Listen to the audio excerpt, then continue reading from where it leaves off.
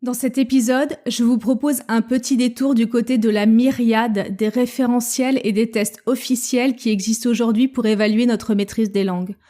Pourquoi je ne les utilise pas et pourquoi je n'encourage pas particulièrement les gens à passer des tests de langue officiels, sauf dans 2 cas très précis que nous verrons ensemble en fin d'épisode.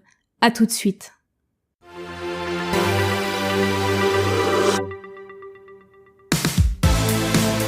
Bienvenue dans le podcast Language Booster, l'émission qui combine les techniques des plus grands polyglottes, la psychologie de la performance, les dernières découvertes des neurosciences et les outils numériques, tout cela dans un but unique, vous permettre de passer au niveau supérieur dans votre maîtrise des langues.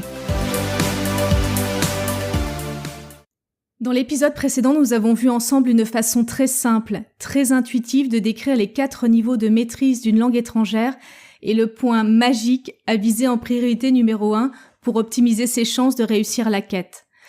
Alors les gens sont toujours énormément surpris de la simplicité extrême de cette échelle, surpris que je ne fasse qu'évoquer les référentiels officiels qu'on voit partout sans les approfondir ou les utiliser, et que je n'encourage pas particulièrement les gens à passer des tests de langue officielle, sauf dans 2 cas très précis que nous allons voir ensemble en fin d'épisode. Et après tout, la question est légitime. Pourquoi se donner un autre référentiel de progression, une autre boussole interne, aussi simple soit-elle, alors qu'il existe, là, dehors, des cadres et des tests qui ont été définis tout spécialement pour ça, évaluer notre niveau de maîtrise d'une langue. Alors l'ensemble des polyglottes que je connais partagent cette même tendance à s'écarter des référentiels et des tests officiels. Les raisons pour ça sont vraiment fondamentales et méritent qu'on s'attelle quelques minutes pour ne plus jamais y revenir. Le fond du problème, c'est que ces référentiels officiels, malgré toutes les bonnes intentions et les objectifs qu'ils se donnent, sont quasiment inutilisables au quotidien pour piloter un apprentissage efficace. Et que la façon dont les tests de langue sont construits a très peu de choses à voir au fond avec une vraie mesure de compétence. Ça peut paraître complètement ironique, car c'est ce qu'ils prétendent pouvoir faire, mais c'est malheureusement vrai. Le premier problème, c'est qu'il n'existe pas aujourd'hui de référentiel unique, universel, utilisé partout autour du monde pour évaluer le degré de maîtrise d'une langue étrangère, mais toute une myriade de cadres d'évaluation officiels, académiques ou institutionnels utilisés dans telle ou telle partie du monde. L'unique point commun de ces référentiels est qu'ils se basent en général sur l'évaluation des compétences dans les 4 dimensions fondamentales que sont l'écoute, l'expression orale, la lecture et l'expression écrite. Mais ça va pas vraiment plus loin. La liste exacte des compétences à évaluer, leur description, le nombre de niveaux pris en compte et la répartition des compétences mesurées entre les niveaux varient considérablement d'un référentiel à l'autre. En fait, il y a quasiment autant de référentiels que de tests de certification en langue, ce qui fait beaucoup. Je vous mets en description du podcast le lien vers la page Wikipédia en anglais, parce que la page en français est beaucoup plus légère sur le sujet. Donc le lien vers la page Wikipédia en anglais qui tente de répertorier l'ensemble des tests de certification officiels en langue existants aujourd'hui. Certains ont une portée internationale, d'autres sont spécifiques à des organismes de formation, certains ont pour vocation à mesurer des compétences générales en langue, alors que d'autres sont spécifiquement orientés vers les études ou le business. Vous verrez, la liste a de quoi donner le tournis. Rien qu'en anglais, juste pour prendre un exemple, il y a 98 tests de certification de niveau en langue anglaise qui sont listés sur cette page. C'est énorme. Et la première conséquence de la multiplicité de ces référentiels, c'est une difficulté extrême à comprendre et traduire son niveau de maîtrise en langue étrangère d'une échelle à l'autre. Et la deuxième conséquence, c'est la question du référentiel à choisir pour piloter son apprentissage. Si je tiens vraiment à utiliser un cadre officiel comme boussole pour juger de ma progression dans la maîtrise d'une langue, lequel dois-je choisir? Quel est le meilleur, le plus pragmatique, le plus pertinent?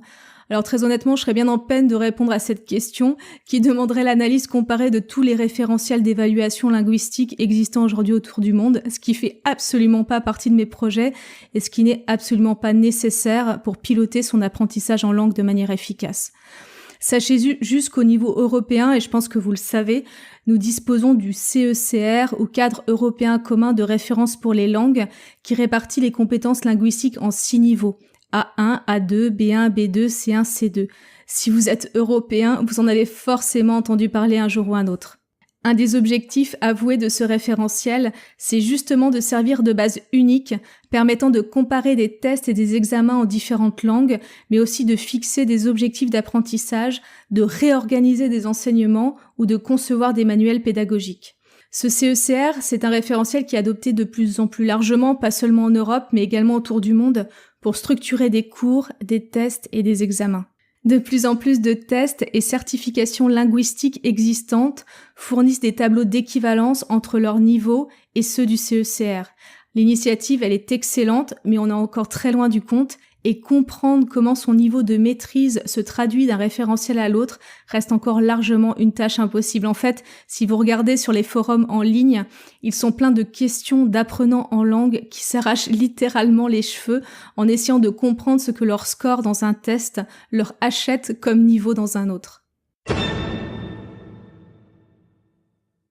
Le deuxième problème avec les référentiels officiels, c'est que même si on en choisit un et qu'on s'y tient, on découvre assez rapidement qu'il y a de peu d'utilité pratique pour piloter un apprentissage au quotidien. Mettons que vous choisissiez par exemple d'utiliser le CECR, donc le cadre européen commun de référence pour les langues, la star montante des cadres d'évaluation linguistique pour piloter votre apprentissage d'une langue. Alors vous disposez d'un cadre plutôt bien fait, il faut le dire, et bien documenté, avec des tableaux détaillés qui expliquent, niveau par niveau, ce que vous êtes censé savoir faire ou ne pas faire à chaque niveau de A1 à C2. Je vous mets en description de ce podcast un lien vers une grille d'auto-évaluation de vos compétences en langue donnée par le CECR. Je vous laisse découvrir le tableau. Malheureusement, ce genre de tableau, alors je sais pas ce que vous en penserez vous, mais malheureusement ce genre de tableau n'a pour moi strictement aucune valeur pratique pour piloter mon apprentissage au quotidien. Les libellés restent dans l'ensemble très généraux et vagues. On y trouve des termes comme phrases simples, tournures courantes ou vocabulaire très fréquent qui peuvent recouvrir des réalités très diverses. Et d'ailleurs, les critères du CECR sont précisés et évalués de manière très différente par différents tests et organismes de certification qui se basent pourtant sur la même grille. Un des champs de personnalisation les plus évidents est celui du vocabulaire testé. Si vous passez un test de certification généraliste ou un test de certification orienté business, eh bien, vous ne serez absolument pas testé sur les mêmes choses. Et c'est pour ça que je préfère encore me servir de l'échelle ultra simple et ultra intuitive que nous avons vue ensemble dans l'épisode précédent. Pas de tableau compliqué en 6 niveaux avec des critères flous, juste 4 niveaux très intuitifs qui reflètent la situation d'aisance globale dans laquelle on se trouve et les points de bascule importants à franchir sur le chemin. C'est tout et ça suffit amplement pour piloter son apprentissage. Avec le troisième problème, on en arrive au cœur de ce qui fait que les tests de langue sont globalement de peu d'utilité pratique pour un apprenant en langue. C'est que leur objectif, en fait, c'est la validation de certaines connaissances et qu'ils n'ont que très peu de choses à voir au fond avec une vraie mesure de compétence. Et tous ceux qui se sont préparés à un test de langue un jour le savent. L'essentiel de l'effort de préparation à un test est consacré au fait de se familiariser avec l'esprit du test. Ses exigences, son format, les sujets habituels, les thèmes récurrents, les figures obligées pour bien sûr le réussir. On ne travaille pas nécessairement les sujets qui nous intéressent, ni ceux qui nous seront le plus utiles au quotidien, dans notre contexte particulier, pour réaliser nos objectifs à nous, mais ceux qui seront utiles pour réussir le test. Le focus principal n'est pas d'améliorer ses compétences linguistiques, mais de tout faire pour être certifié conforme quelque part, pour cocher des cases et valider l'acquisition d'un certain nombre de connaissances arbitrairement listées par un comité. Alors bien sûr, vous me direz, il y a un recouvrement entre les deux objectifs, améliorer ses compétences en langue et potasser les connaissances nécessaires pour le test, mais il est marginal. Car il ne faut pas oublier que savoir communiquer dans une langue étrangère, c'est une compétence, pas un savoir. Ingurgiter des listes entières de vocabulaire, des dizaines de milliers de règles de grammaire, des connaissances sur la langue ne suffit pas et n'est absolument pas la garantie de savoir communiquer correctement et efficacement dans la langue. Pas plus que de connaître les ingrédients d'une recette n'est la garantie de savoir la cuisiner correctement ou que connaître les éléments fondamentaux d'un swing parfait vous permettra de le réaliser sur le green. Or, malgré tous les efforts et toutes les réflexions réalisés sur le système éducatif, les méthodes d'enseignement et de certification des acquis en vigueur aujourd'hui, tout ce qui est diplôme, certification, n'ont quasiment rien à voir avec l'acquisition de compétences. On peut d'ailleurs tout à fait réussir un test de langue de façon très honorable, sans nécessairement savoir s'exprimer et communiquer efficacement dans la langue cible dans la vraie vie. Et dans mon expérience personnelle, le recouvrement entre ces deux objectifs, améliorer mes compétences en langue d'un côté et potasser les connaissances en langue nécessaires pour un test de l'autre, n'a pas seulement été marginal, mais en fait inexistant. Je me souviens d'avoir passé un temps infini à potasser des annales, à relire des textes et écouter des audios ennuyeux à pleurer, d'avoir fait des centaines de tests de logique et de raisonnement sciemment tordus, d'avoir réalisé des milliers de tests blancs pour rencontrer un maximum de ces pièges habituels qu'affectionnent les concepteurs de tests, mais je ne me souviens pas d'avoir progressé d'un iota dans mes compétences en langue en préparant un test. Et j'ai atteint dans mon expérience le sommet de l'absurdité en préparant le GMAT. Alors bien sûr, ça n'engage que moi, peut-être que certains d'entre vous auront adoré l'expérience. Le GMAT, c'est ce test qui est souvent demandé aux candidats de MBA et dont l'objectif est de déterminer la capacité du testé à raisonner en anglais. Pour moi, ce truc, c'est un véritable tue-l'amour à la fois pour l'anglais et le raisonnement. Deux choses que j'adore par ailleurs. Et ce test, il m'a fait progresser ni dans l'un ni dans l'autre. Et c'est la raison pour laquelle je n'encourage pas particulièrement les gens à se lancer dans la préparation effrénée de tests de langue officielle, sauf dans deux cas particuliers que nous allons voir tout de suite. Nous avons tous un temps limité par jour à investir dans notre formation. Nous avons très exactement 24 heures par jour et quelque chose comme 1440 minutes. Alors autant faire que ce temps soit investi à 100% sur des tâches et des entraînements spécifiques qui nous permettront vraiment d'améliorer nos compétences en langue et à atteindre nos objectifs de communication dans cette langue. Pas à comprendre l'esprit d'un test ou se donner l'illusion d'avoir atteint un niveau qu'on n'a pas vraiment.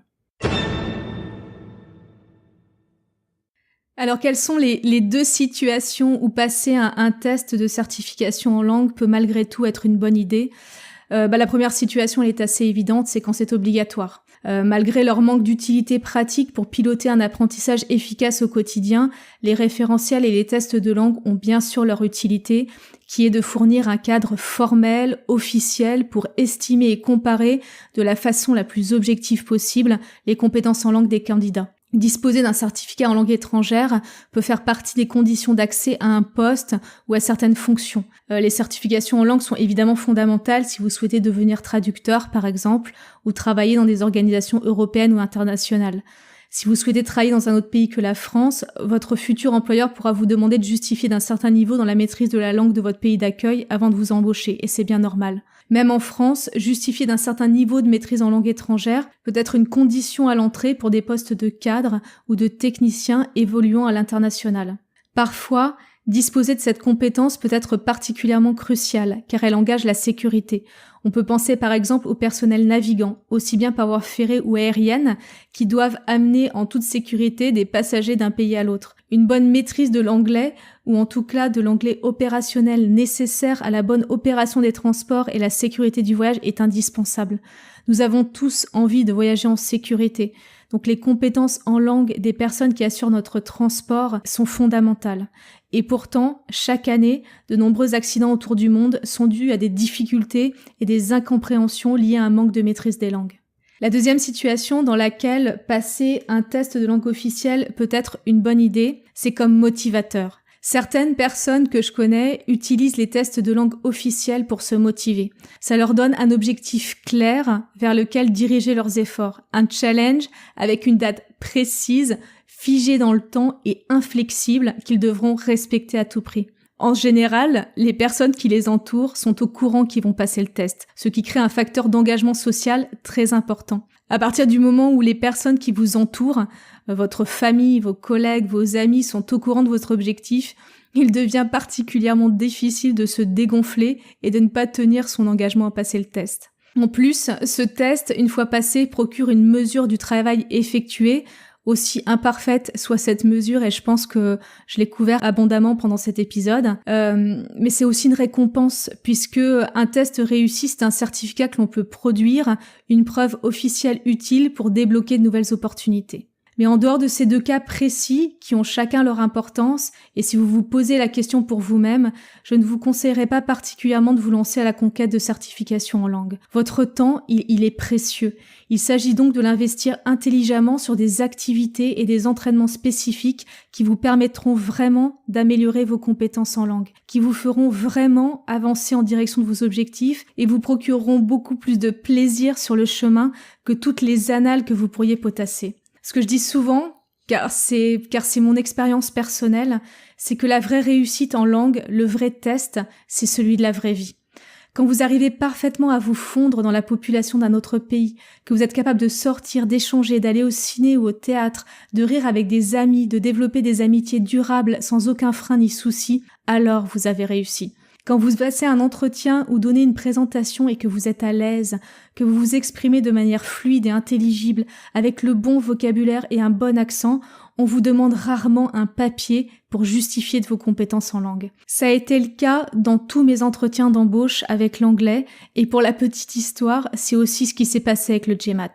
Je ne vous raconte même pas avec quel niveau de plaisir et de délectation je me suis débarrassée des bouquins d'annales et avec quelle vitesse j'ai réinvesti le temps gagné à potasser bêtement dans des activités qui m'ont encore fait passer au niveau supérieur.